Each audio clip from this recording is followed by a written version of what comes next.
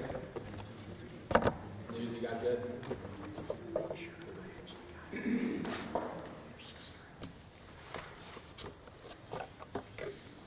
Hang on one second.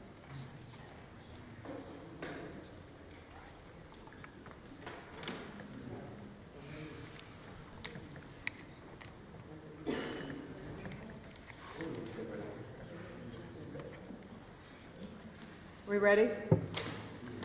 Not yet. Okay.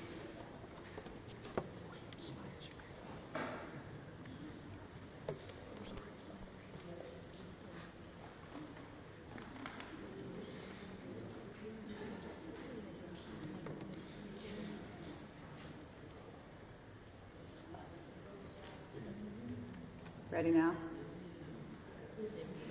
Okay. Let me begin first by thanking you all for being here today on what is absolutely, for this office, for the community, and our criminal justice system, a historic day. In the early morning hours on May 2nd, 1976, Nathan Myers and his uncle, Clifford Williams, were arrested for allegedly having just committed murder. The crime was shocking. 2 women asleep in their bed were ambushed. Nina Marshall survived. Jeanette Williams did not. Shortly after being shot, Miss Marshall indicated Nathan Myers and Clifford Williams as the shooters. Nathan Myers and Clifford Williams were at the scene that morning, among many other people who had convened from a nearby party upon hearing the shots. Both men were arrested, standing outside of the crime scene, among the very same friends with whom they would immediately explain had been with them at the time of the shooting. Upon being arrested, both Mr. Myers and Mr. Williams denied shooting anyone. Separately and independent of one another, both told police the same story, that they had just been at a nearby party when the shots rang out, and that they had multiple witnesses who would confirm just that. 2 months after their arrest, they were tried. Each faced the death penalty. Before trial, then 18-year-old Mr. Myers was offered just a few years in prison in exchange for a plea of guilty. Even though he was facing the death penalty, Mr. Myers refused the offer, explaining then and maintaining still today that he could not plead guilty to a crime he did not commit. He instead placed his trust in our system. Both men were convicted. Mr. Myers was sentenced to life in prison. Mr. Williams was sentenced to death. From the first moments when they were taken into custody almost 43 years ago until today, both men have professed their innocence, and since their convictions, each have steadfastly maintained their innocence.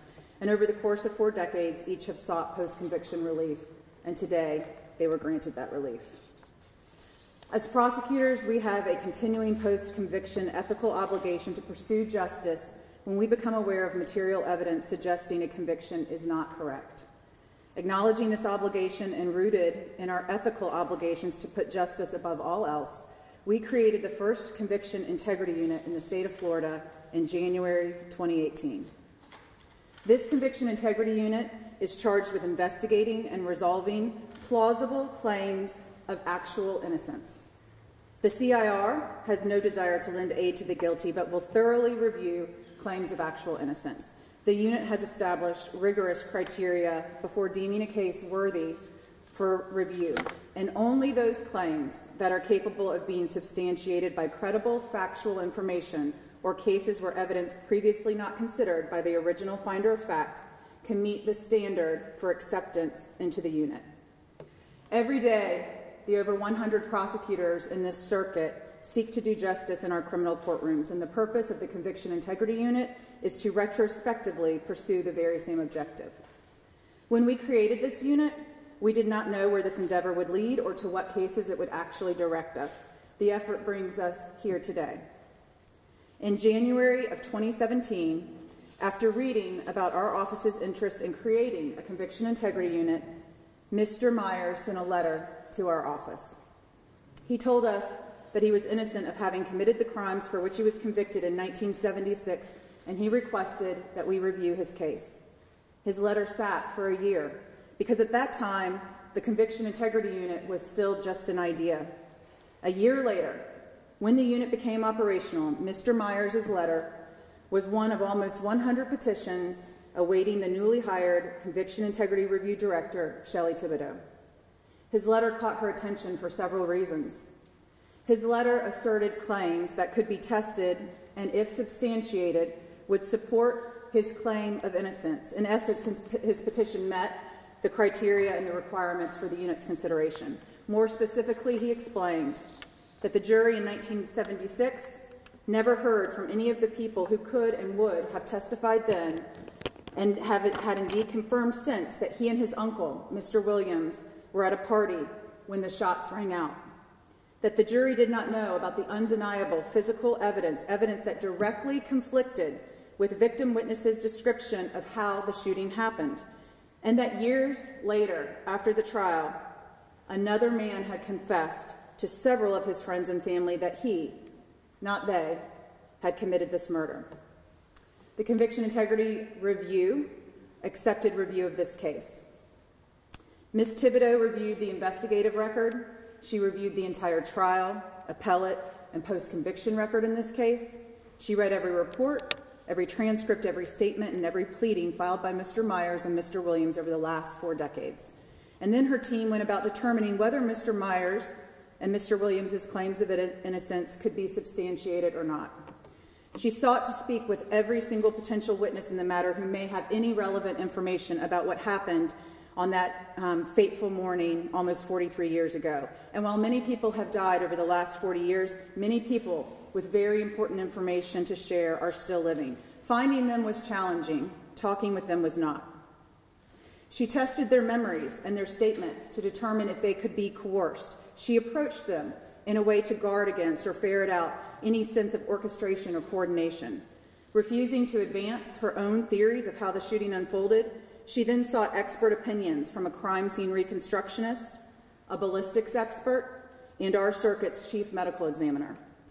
She learned that the forensic evidence was in direct conflict with the explanation of events as described by Miss Marshall. She conducted experiments to test the reliability of the statements of both Miss Marshall and the alibi witnesses.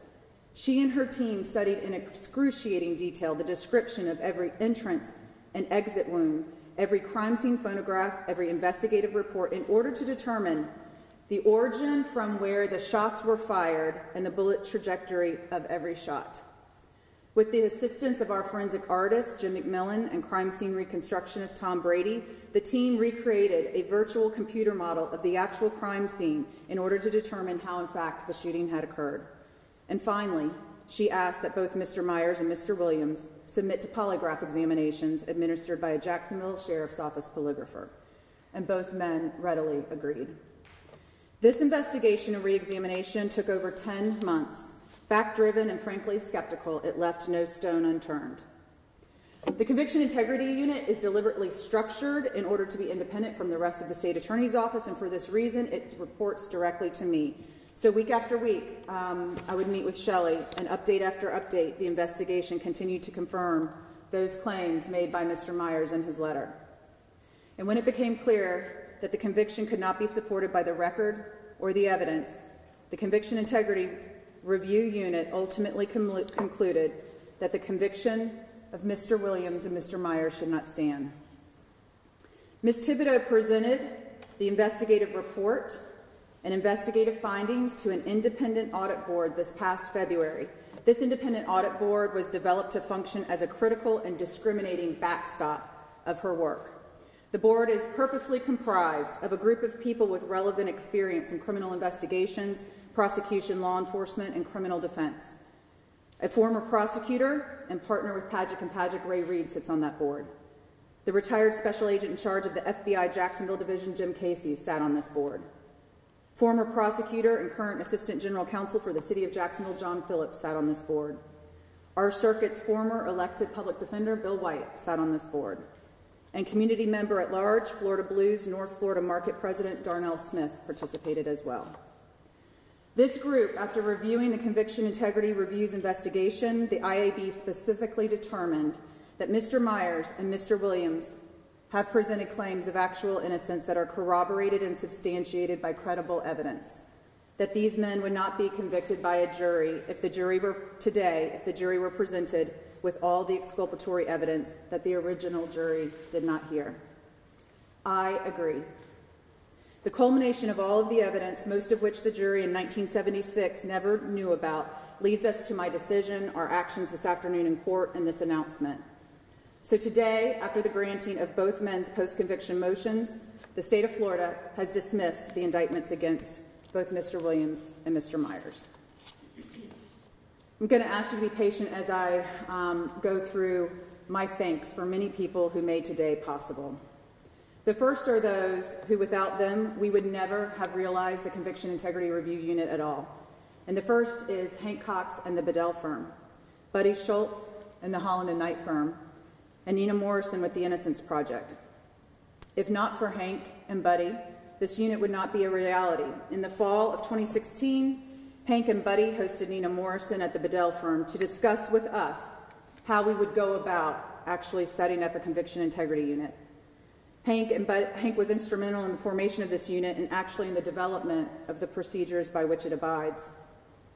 Ben Carnark, the Florida Times Union journalist who posed a question to me that prompted a headline and a story, and that question and that story gave rise to our partnership with an academic partner, was the impetus for Mr. Myers' letter, and importantly, the stimulus that initiated our subsequent effort to present an idea to our devoted lawmakers in Tallahassee to make this idea a reality.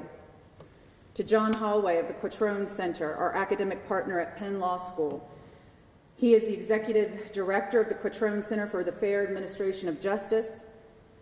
He consulted with us on how to set up this unit consistent with best practices around the country and the best thinking in this space. To our lawmakers who believed in the value of such an endeavor as this, Senator Aaron Bean and Representative Clay Yarborough together sponsored the legislation that funded the Conviction Integrity Unit. Our local delegation, Representatives Cord Bird, Tracy Davis, Jason Fisher, Leader Audrey Gibson, and former Representative Jay Fant. Special recognition to Chairman Rob Bradley and Chairman Travis Cummings for helping get this appropriation through the Legislative Budget Conference. And to our friend Speaker-designee Chris Sprowls, Ambassador Carlos Trujillo, former Speaker and now Commissioner Richard Corcoran, Congressman Greg Stubbe, and Senator Jeff Brandes, all of whom met with us and supported this concept. This work is important certainly to Mr. Myers and Mr. Williams and their families who are here today, but it's important to the criminal justice system and to our community. The next are those I'd like to thank who are responsible and specifically making today happen. Seth Williams and Krista Dolan with the Innocence Project and their team for their representation of Mr. Myers. Buddy Schultz and Holland and Knight for his representation of Mr. Williams. Operation New Hope, Kevin Gay, Linda Joseph, and their staff for preparing these men for transition into regular life. To our panel members, Ray Reed, Darnell Smith, Bill White, John Phillips, and Jim Casey, who shared their time